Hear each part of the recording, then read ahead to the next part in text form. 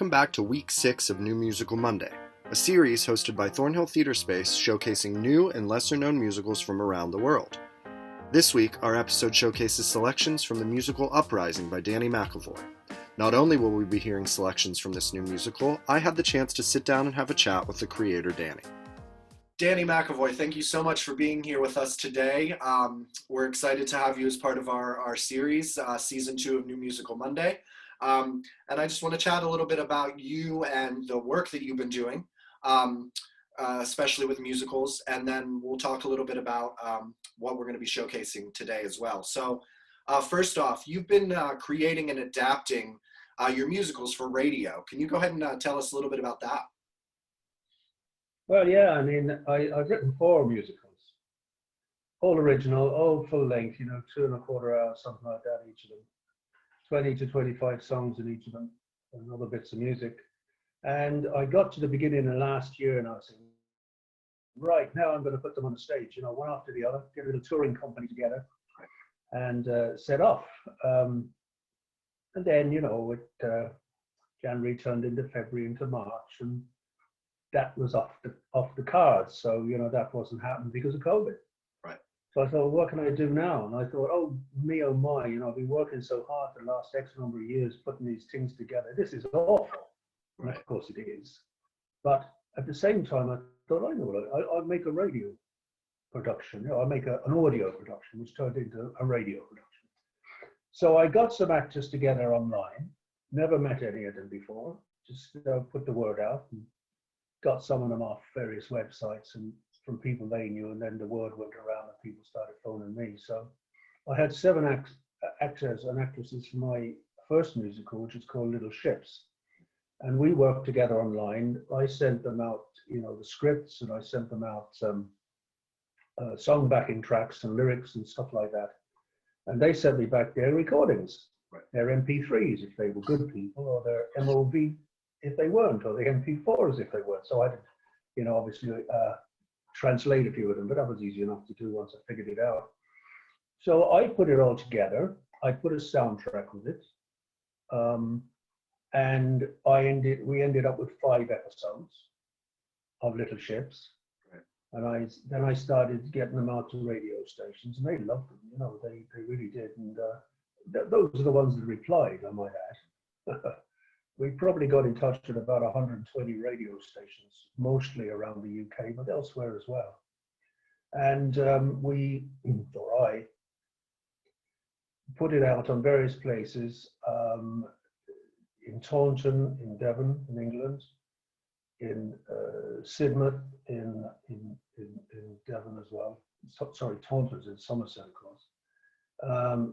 In Scotland, in the Midlands, I won't name all the towns, but in Yorkshire, one in Ireland, in the Republic, and one in Canada. Took some of the songs, and they're still being played on there at the minute. And then I found one place called Expat Radio, which I'd never heard of before, with a view to saying, would you like to put on my shows? And the guy there and I chatted for about an hour, and we got on like a house on fire, and eventually he said, do you want to show your own on my show, on my radio station? I said, well, how would that work? He said, well, you'll do a show every day. And I said, I can't do a show every day, I've got time. So I agreed to do a show every week. So I did 5 shows, lasting an hour. The episodes incidentally last half an hour. All this is very relevant to the one we're going to be talking about as well, by the way. The first half of this hour is me chatting to somebody else who's written musicals, who I got via the Canadian show. So I chatted with them, played some of their music, played a little more of my music, and then the second half an hour was episode 1, 2, 3, 4, 5 of Little Ships. Well, that went along pretty swimmingly, that was pretty cool. Then I broke my ankle, and I found it all rather exhausting doing everything. So I decided to take 6 weeks off, which, amounted to about, a week and a half off, really. But I told everybody it was 6 weeks, and so I could take it a bit slower. So we got it all done. It's out there now. It's on the website, my website. So then I thought, I'm going to do the next one. So we do Uprising, and we did it in much the same way, except this time we did it as a video. So instead of doing audio tracks for me, they're doing video tracks, video recordings for me, and I turned them into audio recordings. So, you know, an MP4 easily converts into an MP3, etc. So I just, in the last week or so, published the audio version of Uprising. That's the show we're going to feature. Okay, so let's go ahead. The project that we're going to go ahead and showcase during this episode, it's called Uprising. Can you go ahead and let us know just a little bit about the story and what the viewers need to know they're going to be seeing in the video? So yeah, let us know. Firstly, can I say it felt really good hearing you say that what they're going to see in the video. That sounds really good. Right. Well, what they're going to see is a lot of talking heads. But in addition to that, they're going to see some original artwork, which I had a graphic artist make some original drawings of to announce and describe each scene. He's a guy based in Australia, which is, you know, the wonders of the internet. Find him there, he does them, he sends them over. So that's quite sweet. The guy that's actually making the videos in Cairo, in Egypt. And he's doing a grand job because he can do lots of things with split screens. And of course, when you have people having conversations, you can't have them just one head after another. You have them doing stuff on the screen, and he does that really well. The story is the story of the 1549 peasants' uprising in Norfolk, in England. And it centers around a man called Robert Kett. Now, Robert Kett was a 57-year-old man you'd probably call upper middle class nowadays. We didn't have those sort of definitions then, but he was a wealthy yeoman farmer. He had a farm. He managed land for a number of lords and earls. He had a leather works, which was significant in those days. And he had other property that he let and so forth. And he was very happy. And one day, there was what they called commotion going on in England at the time, because the barons were enclosing the common land, which had been used for generations for everybody to use, including poor farmer people, you know, people without farms, but just people that had a few animals that they used to graze on that land, and that would keep them alive. Well, they enclosed it because sheep had suddenly become really worth having, and they were making a lot of money out of sheep, so they wanted to get away from farming and get onto sheep and so forth. So in various counties around England, there were uprisings or camps where people would congregate and protest. And the biggest one was in Norfolk, which grew to about 16,000 people at its height. And it was camped outside of Norwich, which was the second largest town in England at the time. It had 12,000 people. And so, you know, the army of Robert Kett, as you were, was outside. Well, these guys, when Robert Kett sort of challenged them about what they were doing one day, they explained their situation, and he helped them to go to his farms and take away his hedges and fences and fill in his ditches where he had enclosed land, because he felt so strongly.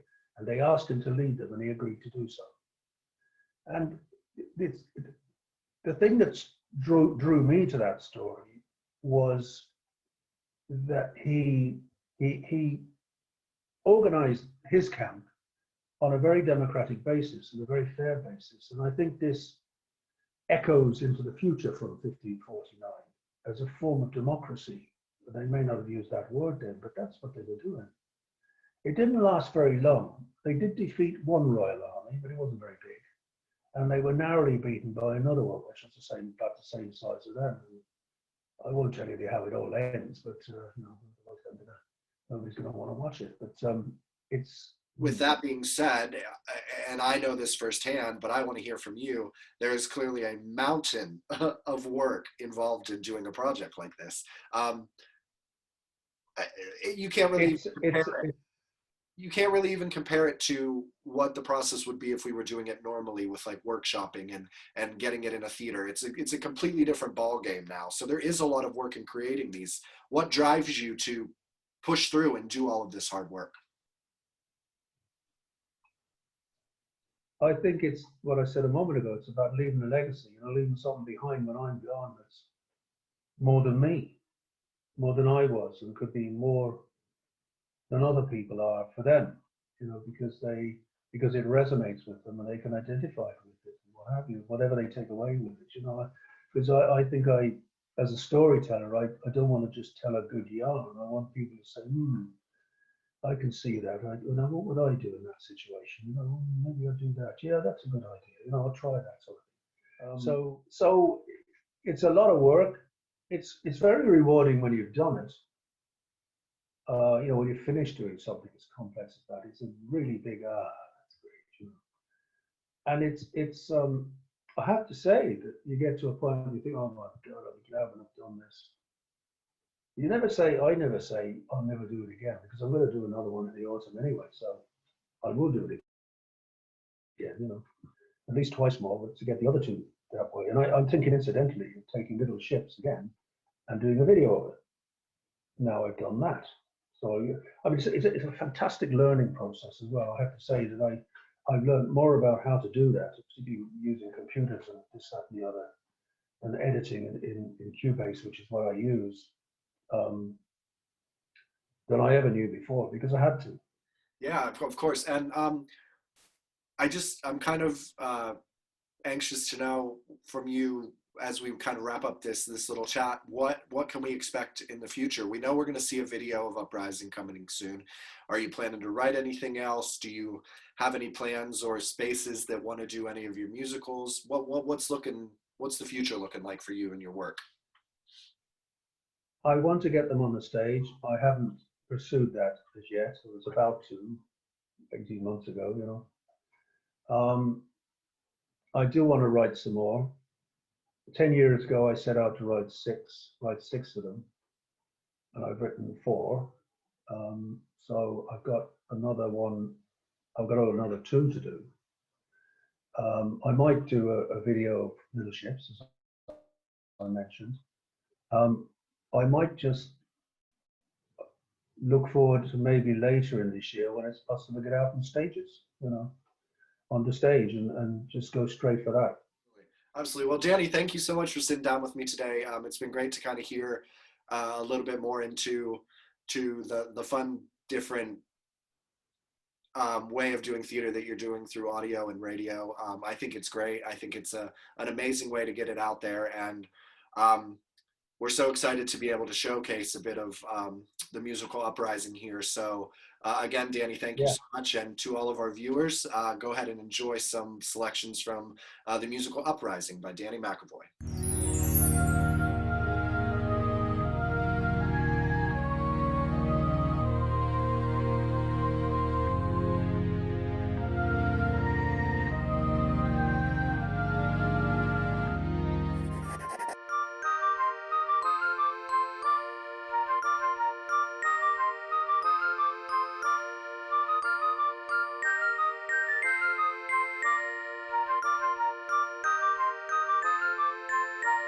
Summer is come, the leaves fill the trees, rabbits do run with birds and the bees, and all the lads and lasses do sing. Summer is come from wonderful spring. Busy our church with weddings ado, babies are born to you and to you.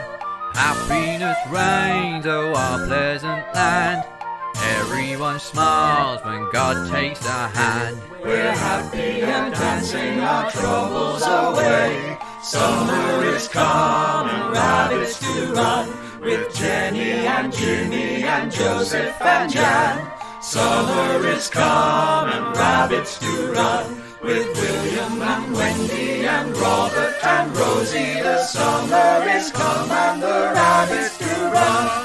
Children run to and splash in the stream, fathers and wives content in the dream.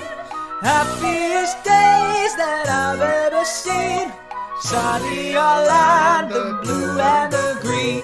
We're happy and dancing our troubles away. Summer is come and rabbits do run with Jenny and Jimmy and Joseph and Jan. Summer is come and rabbits do run. With William and Wendy and Robert and Rosie, the summer is come and the rabbits do run. And so, as in every year since his martyrdom, we come together once more to think on Thomas Becket, the soul and saint of our parish. Though our late king forbade it, we again hold true to our pledge to honour our saint's life and name. For reason's sake, why? While commotion persists at Attleborough, do we celebrate? For the sake of common good, should we not instead look to the trouble hereabout? Let us honour our saint, William, and enjoy our kinfolk and friends on this auspicious and joyful day. Be it so, William. Save your thoughts. Those matters are for another time. I for one doth contemplate the coming days with trepidation and concern.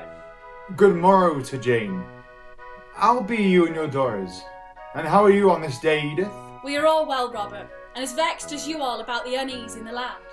I am most well now, Mr. Kett, having shaken off the fever that kept me abed these last weeks. The people are great aggrieved. There's much unrest hereabouts. And abroad throughout all England, as we have heard these past few years. I am sure that all here are mindful of what you and others speak, William. Our festival is set as is our way to honour St. Thomas Becket, and in our name we will give respect and love to him and his holy martyrdom. You and I will thence to Attleborough this coming Monday to discover at first hand of what we have heard tell these past days. This sits well with me, brother. I'll gladly go with thee. Together we'll understand better the truth. And upon your return we will hear about what you've found, the condition that whence you have seen. Aye, John. We will. And then to decide in what we will. It is agreed then. Now, let us turn to the playing of the play. The story of St. Thomas Becket and how he stood fast in his course and announced to all his sweet beliefs, even when the hard wrath of a king sought to silence him, and nay say his oath. Sweet is the life we live in the sun, joyous the dance when working is done, and on this day we pray to our saint, thanks be to God and Thomas' son. We're happy and dancing our troubles away, summer is come and rabbits do run. With Jenny and Jimmy and Joseph and Jan, summer is come and rabbits do run. With William and Wendy and Robert and Rosie, the summer do come and the rabbits do run.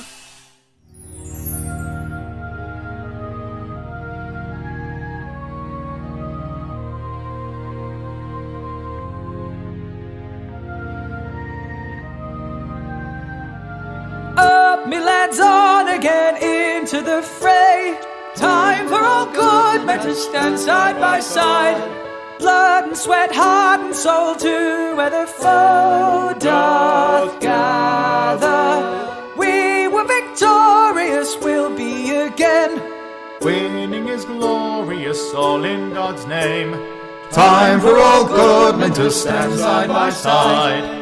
Cudgel and sword and now arrow and gun, we'll send them running with help from our Lord.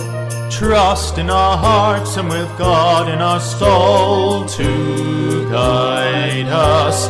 We are invincible, cannot be beat.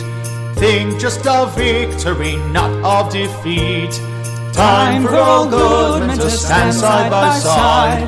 We must have common land to survive, to live, love and be happy. We can no longer stand by and watch while they take everything. Marching on battle calls us to our fate. Onwards and upwards, put everything right. If I survive, I will promise to God, sweet Jesus, to live an honest life free from all sin. If I come through this, then I will begin. Time for all good men to stand side by side. We must have common land to survive, to live, love and be happy. We can no longer stand by and watch while they take everything. Up, me lads, on again into the fray. Time for all good men to stand side by side. Blood and sweat, heart and soul to where the foe doth gather. We were victorious, we'll be again.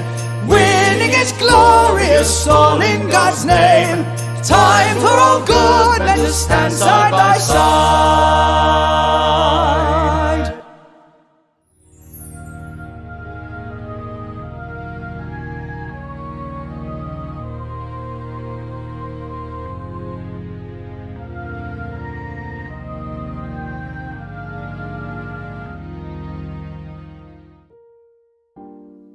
Our children, how fare they? They are well, husband, though they worry for you as you would expect. Tell them that I'm at peace, within myself and with God. In my time here, I've contemplated the journey that led me to this place, to this time, and my conscience is clear of all concern and dilemma. I willingly chose my course, and it was worthy and good.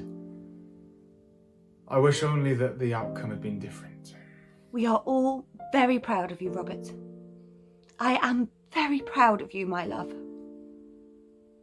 At first I worried that the task you took up could lead only to grief and despair. But as so many people came to your side, so many poor people with little hope who saw in you a leader and captain, I knew that a higher voice called to you. I could but walk beside you, and with pride, wherever the venture led. And what of William? How fares my brother? William, dear William, walked with you, my husband, and will now this day in Wyndham walk with you to the end of the road. We must give thought for your future, Alice. Our land and businesses will be at risk and maybe forfeit with my fall from worldly grace. Where possible, we should pass such holdings into the care of others in our family, to be managed for you and our children until better times allow for more open management. It is true that some of our larger possessions have been confiscated, but we have ensured that most will stay safe within our wider family. We will not be reduced to poverty, my love, and we will have all we need. That is good, Alice. Thanks be to God. And the folk around, both those who marched with you and many others, have shown us great kindness. Even some from Kent, Devon and other counties have called to meet with us and offer us their support and help. You have stirred the hearts of many men, my dear husband. Our time runs short, my dearest wife. 'Tis time for us to part in this life, but be most assured that I will be there to greet you in the next. My dear wife. Dear Alice. Come. Time to kiss goodbye, my love. Oh, Robert. Dear husband. My friend. My love. Thank you for coming. I wanted to tell you that my greatest happiness has come through you. From the day I first saw you, my life has been filled with joy, and my heart filled with love just for you that will never end. Now the sky begins to cloud, most assuredly I say, there could be no better love to be with me here this day.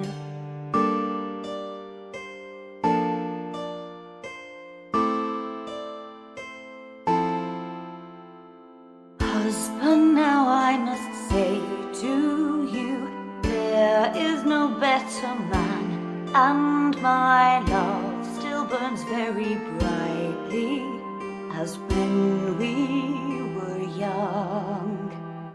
Now the sky begins to cloud, most assuredly I say, there could be no better love to be with me here this day.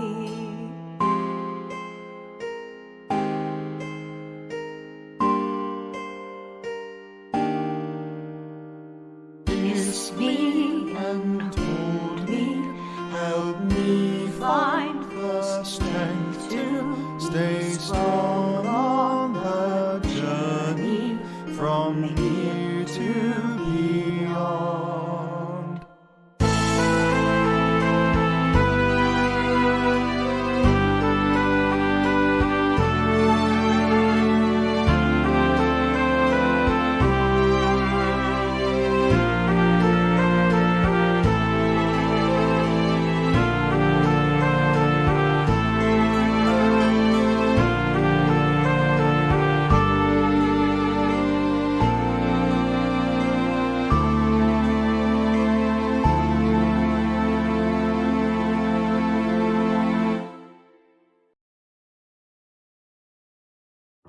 Thank you for joining us for our showcase of selections from Uprising.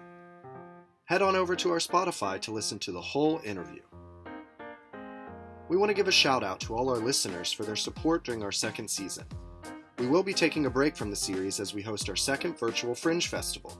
So, join us for the whole month of August as we present virtual theater from artists from around the globe on our Facebook page, YouTube channel, and Spotify.